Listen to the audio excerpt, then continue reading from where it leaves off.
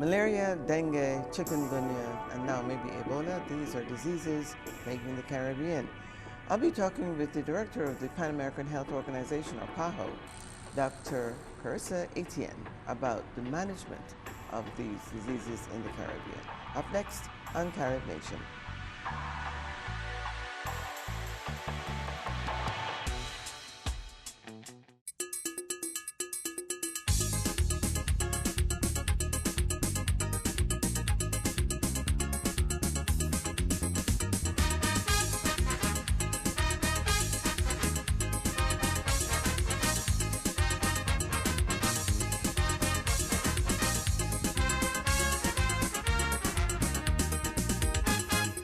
Hello, welcome to CaribNation. I'm Doris Dean. My guest today is Dr. Carissa Etienne.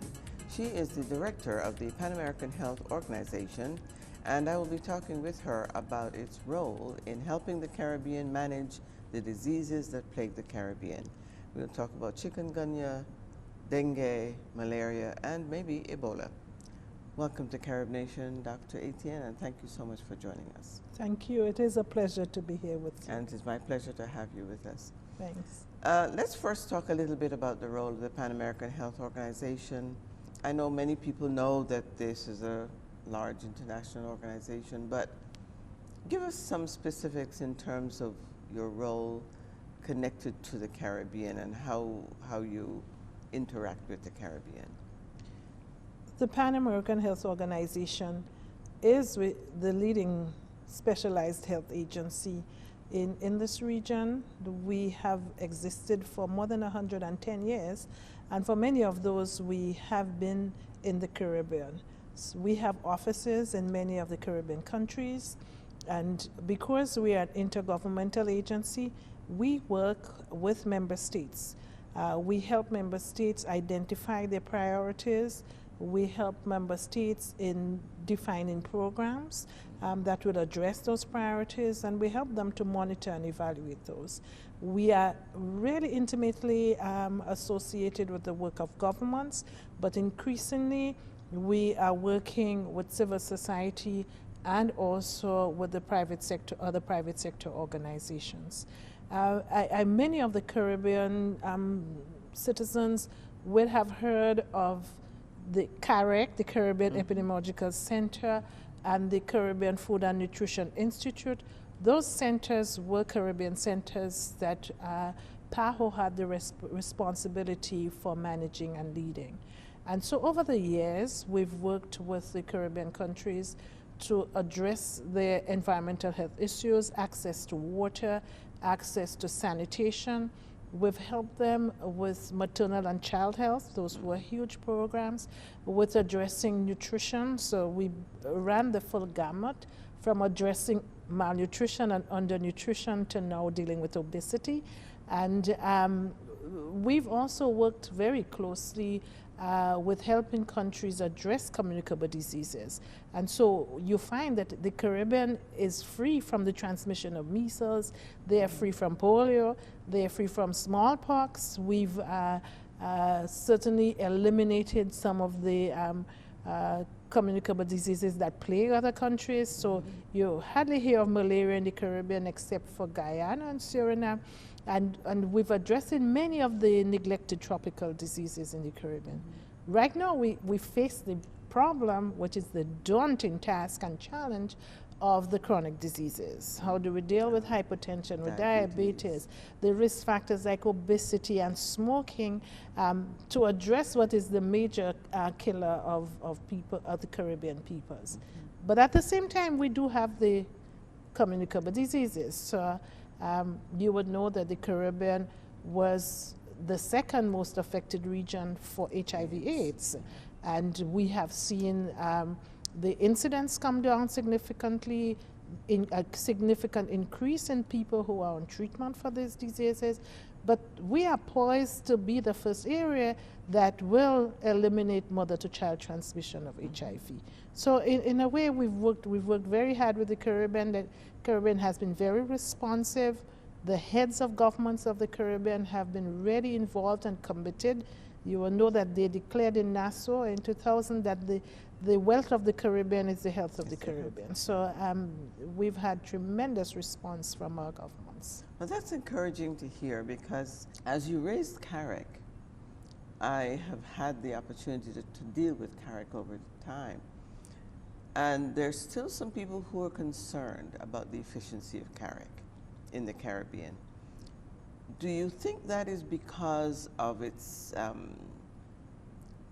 capacity or lack of capacity and capability to cope with the entire region? Do they need help?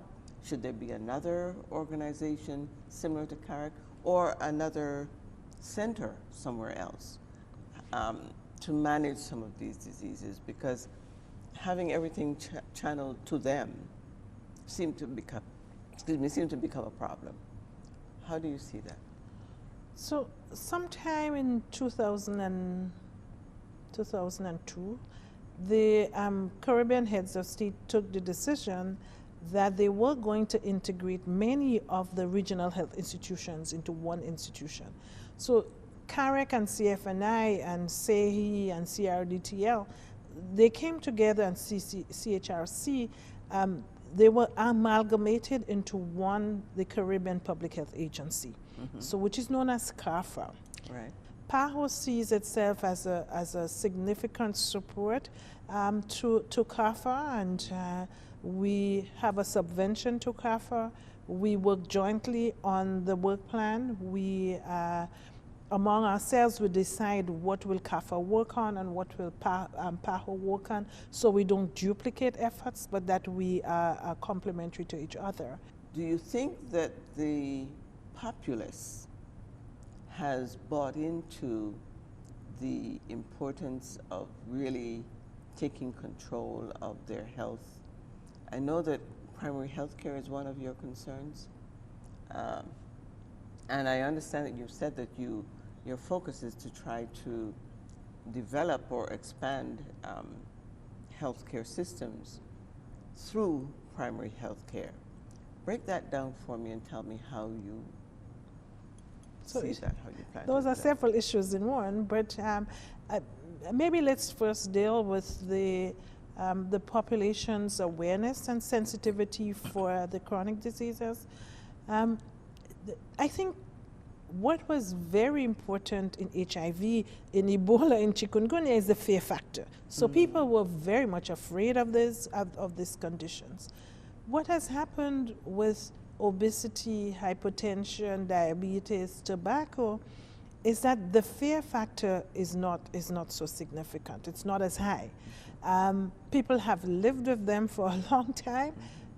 Many people are dying from them, but at the same time, there is great difficulty in behavior change that is associated with the chronic diseases. I don't think that the Caribbean is one of the highest regions for tobacco, but certainly obesity, and we are growing in obesity, and certainly in exercise, our exercise frequency is decreasing. We are much more sedentary now, whereas people walk to school and walk to church and walked everywhere. Now We are they're increasingly driving, so we are not a very active population as far as this is concerned. But what we are seeing now, we are seeing NGO activity, civil society activity, and we are seeing even within ministries of health, increasing movements for health promotion and to raise the awareness among the population. And what we see springing up is a lot of exercise groups, a lot of walking groups, a lot of awareness groups for this. And increasingly, I'm seeing that community members are becoming involved in measuring blood pressures, in the education exercises. So it is taking time to change the behavior, but individual behavior change is slow. But what is more important is we need to change the environment within which people must make those behavioral changes. So we are advocating for increasing taxation on alcohol and tobacco, and on unhealthy foods, the regulations that need to be put in place for foods and for tobacco. So that is some of the work that PAHO is doing with our member states, including member states in the Caribbean, so that we can change the environment within which people live and people work and must live healthy lives. And there is uptake and increasing uptake. We are seeing many heads of states but also ministers of health taking an active role in being the cheerleader for behavior change. It's slow. It's a slow process. Yeah. The work that we do now will have effect 20 years down the line, yeah. and a lot of the bad habits that have existed for a long time, we are seeing now in terms of morbidity and mortality. So certainly our hospital wards are filled with persons with complications of these chronic diseases, and it's going to be like that for a while. Well, I think one of the concerns there also is the heavy importation of processed foods from outside the Caribbean. Before we had access to all of these processed foods, I don't think we had the worry of things like diabetes. And so talking about environmental change, changing entire systems, that's something we have to be concerned about. Modernization has its own disadvantages. Yes, that's and sure. I always say when I grew up as a child, we ate our fruits as close to nature as possible. Exactly. Yeah. Now we juice much more in the Caribbean. We add lots of sugar, and even worse, now we are into buying box drinks and sugary drinks. When there are trees snacks. growing fruit in everybody's yard. Yeah, we don't. Yeah, we don't. Incredible. Eat our fruits. So it is. How are we going to turn back the hands of time so our eating habits get closer to nature and closer to the way that we produce it in the Caribbean? Exactly. But you know, very often these are not. It's not the ready solution. I mean, people are much busier than they were yesterday. True. And you need to have an easy solution. True. And it's the challenge for the Caribbean how to make the healthy choice the easy choice. Yes, yes. There's a woman who's written a book, a cookbook, which she recognized was necessary because young people didn't want to spend time in the kitchen. And so she has revolutionized Caribbean cooking so that almost everything can be done in either a slow cooker or the microwave. Good. And I think that is the sort of thinking that needs to be changed so that we can... I think the other issue that you brought up, it's the whole question of the access to health and access to health services, and the improving of the health systems per se based on a primary health care approach. The Caribbean went through a period in the 1980s where we sought to improve the primary care systems, ensuring that we build community health care facilities, but also getting and building the participation and social mobilization of our communities that would contribute to their own health. And at that time, we expanded many of the programs at that first level of care, not just to clinical curative services, but preventive and what people see as public health measures.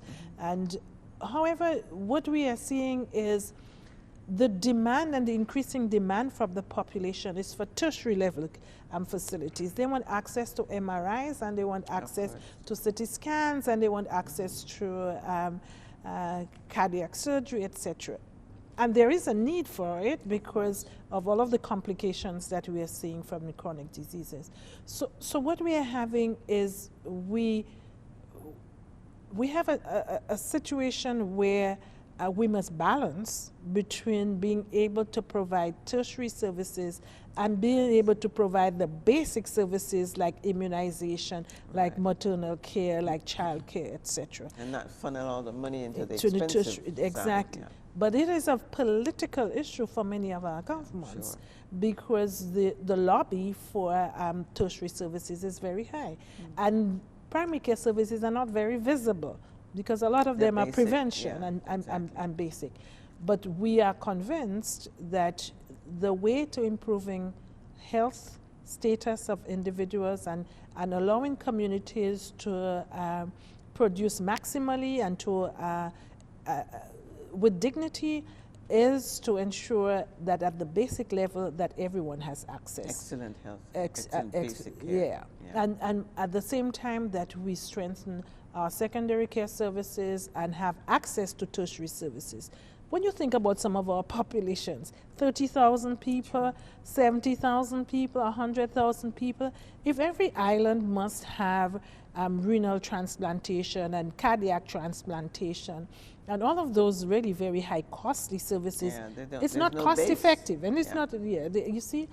So it would impinge on quality, on efficiency of care, etc. So in a way, in the Caribbean, we must build centers of excellence. Is there a way that we have the sharing of services that we've spoken about so much, particularly in the Eastern Caribbean islands, where every island does not have to duplicate all of the services? Exactly. It is but true. They're close enough also. Exactly. Yeah. So it is true that our people do need access to more sophisticated services. I think every government has a responsibility to ensure that everyone has access to the basic services that can allow them to live healthy lives. Mm-hmm. Let's switch to talk about the other diseases, dengue and chikungunya and so on. Preparation for these. As you said, we've managed to seem to some extent, get rid of malaria, except in Guyana.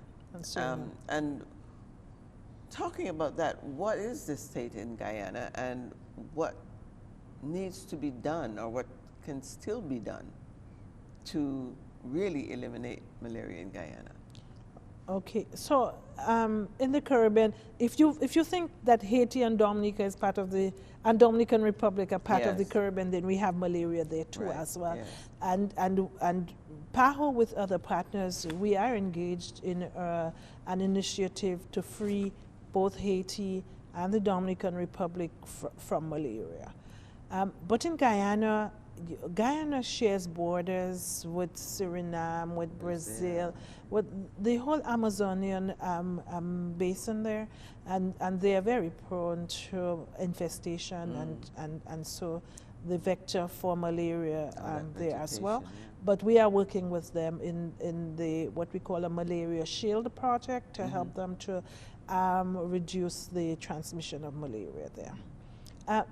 But yes, we do have other vector-borne diseases of major concern for the Caribbean. So dengue is one of those, and dengue is spread primarily by a mosquito that is called Aedes aegypti, which is a household mosquito. So these mosquitoes are breeding in the homes and in the surroundings. This is the same mosquito that is a vector for chikungunya. And in December of 2013, chikungunya was introduced in St. Martin and began the transmission through the Caribbean and made a rapid march throughout the Caribbean, and hundreds and thousands of people were infected. About 1 million in a year. Yeah. My goodness. And see, chikungunya it's not serious in that it does not cause significant mortality, not many deaths, but it causes a lot of pain and absenteeism from work. And what we are seeing is that we are seeing an increasing number of people that have chronic joint pains, and those chronic joint pains interfering with their ability to work, their ability to carry out their normal daily activities. But the problem is that we've not been able to sufficiently control the Aedes aegypti mosquito. Yeah, that's it. Some of it is certainly householders have to ensure that their surroundings are clean, that like they're not breeding. The gutters and plant pots with water in the yard and that sort of thing. That too, garbage disposal is a big issue. But climate change is also ensuring that our mosquitoes are breeding in a shorter time period, and so the breeding rates of mosquitoes have increased. Some of the insecticides that we're using against them are not necessarily very effective. So throughout the Americas, I mean, most of the countries of the Americas, we have this Aedes aegypti infestation issue. And the problem with dengue is that we have various serotypes of the virus. And when more than two are circulating at the same time, you can get what is called hemorrhagic fever. And that is severe dengue that can lead to death. PAHO has worked with member states, and we've issued guidelines that both for chikungunya and for dengue in terms of the clinical management. Through that, we've been able to reduce the number of deaths from dengue, but we still have dengue endemic in our region, and from time to time, we get, they tell me every 3 years, we get an epidemic of dengue. In the denser populated countries, do you think that it's simply a matter of, again, educating the public, or is it simply a situation where you've got a natural situation, a natural disease, or natural, because of the mosquito, which is so hard to control, that it becomes a catch-up situation in terms of most governments? They just can't get on top of it.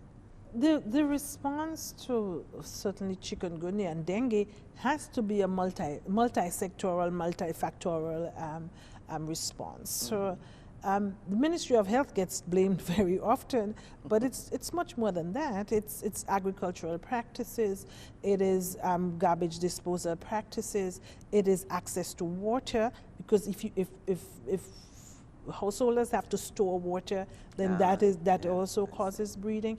It's education, and it's community mobilization as well.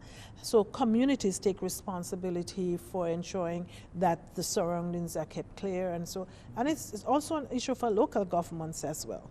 So it is multi-sectoral in nature, and to the extent that we sometimes have challenges to sustaining a multi-sectoral response, it's part of the challenge. And then I say climate change as well brings about that too. Now chikungunya, as you say, there is no cure.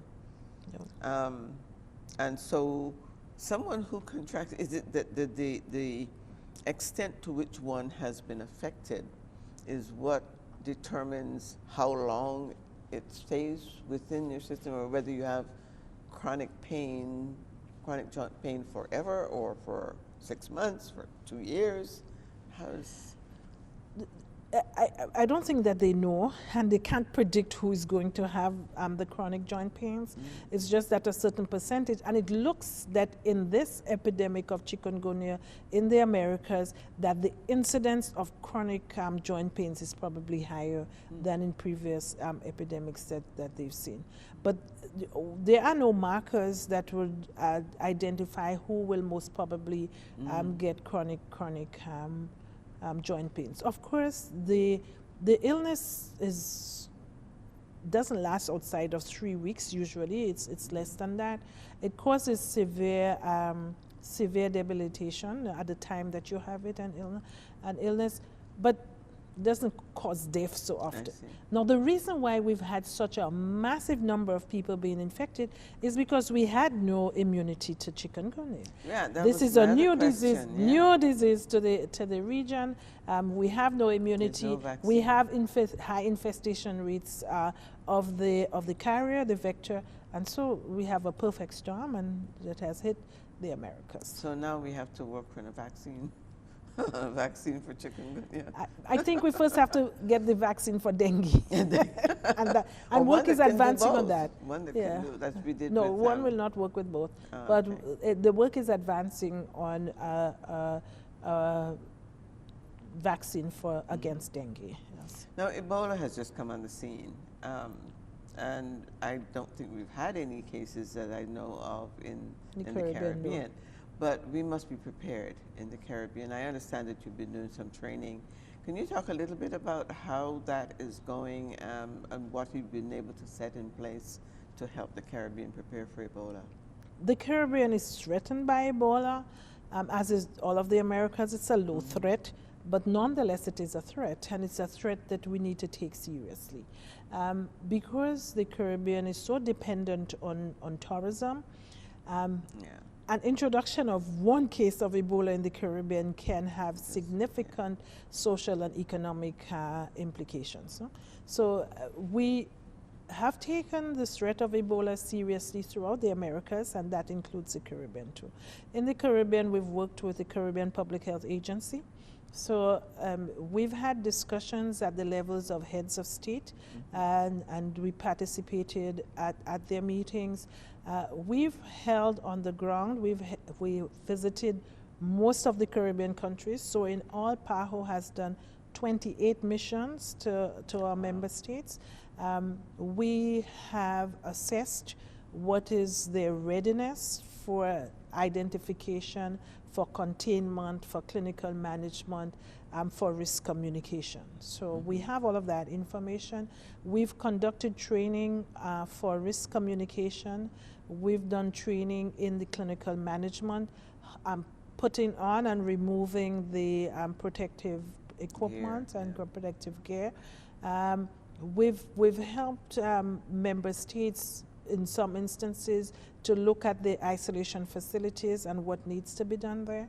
And PAHO, at the same time, we are working with CAFA to institute the rapid response teams. So in case, in the eventuality, unlikely eventuality of the introduction of a case of Ebola, we would be able to mount a rapid response. But we have really emphasize with every member state that they need to build their own capacity. Right. And so that's some of the training that we'll need to that will make it easier for regional response. For a regional response to support them. No? Right. Yeah.